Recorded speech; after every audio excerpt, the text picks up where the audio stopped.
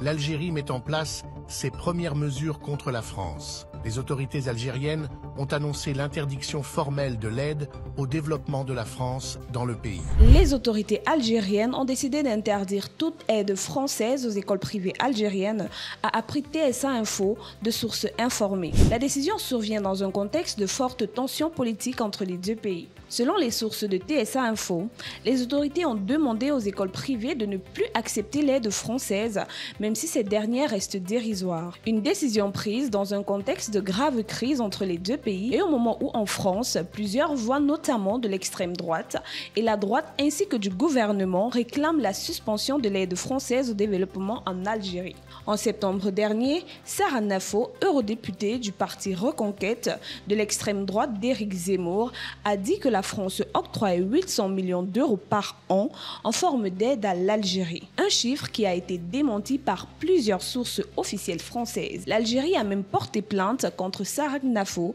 mais elle n'a pas été retenue par la justice française. Dans le cadre de l'encouragement de l'enseignement de la langue française, la France octroie des aides à des établissements scolaires étrangers. L'Algérie vient de décréter l'interdiction de cette aide pour ses écoles privées. Début février, l'ambassade de France en Alger a indiqué que dans le cadre de l'aide publique au développement destinée à l'Algérie, 121 millions d'euros étaient alloués au ministère de l'Éducation et de l'Enseignement supérieur destinés aux bourses des étudiants algériens en France. Le ministère de l'Europe et des Affaires étrangères a bénéficié pour sa part de 8,5 millions d'euros pour la prise en charge des dépenses et de fonctionnement des bourses scientifiques et des programmes de coopération du service de coopération et d'action culturelle de l'ambassade de France et de l'Institut français en Algérie. Jusqu'en octobre 2023, certaines écoles privées algériennes dispensaient le programme français et préparaient leurs élèves pour des examens de fin de cycle, notamment le bac français que les candidats algériens pouvaient passer par le CNED, organisme d'enseignement à distance. Ces programmes ont été interdits à partir de la rentrée 2023-2024 dans les écoles privées algériennes,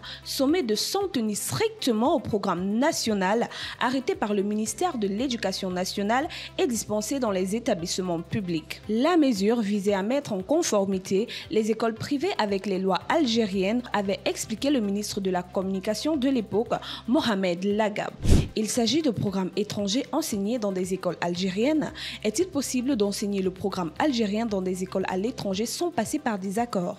Non, les écoles privées sont de droit algérien et doivent donc enseigner de manière exclusive le programme algérien comme le dit la loi, avait indiqué le ministre dans un communiqué officiel. Avant cette décision, l'Algérie avait entamé l'introduction de l'anglais dans l'enseignement primaire. Jusque-là, seul le français était enseigné comme langue étrangère dans ce cycle. Le Royaume-Uni profite de la crise diplomatique franco-algérienne en proposant à l'Algérie, via son ambassadeur dans le pays, qui a rencontré le président algérien, l'aide britannique, pour renforcer l'usage de l'anglais en Algérie.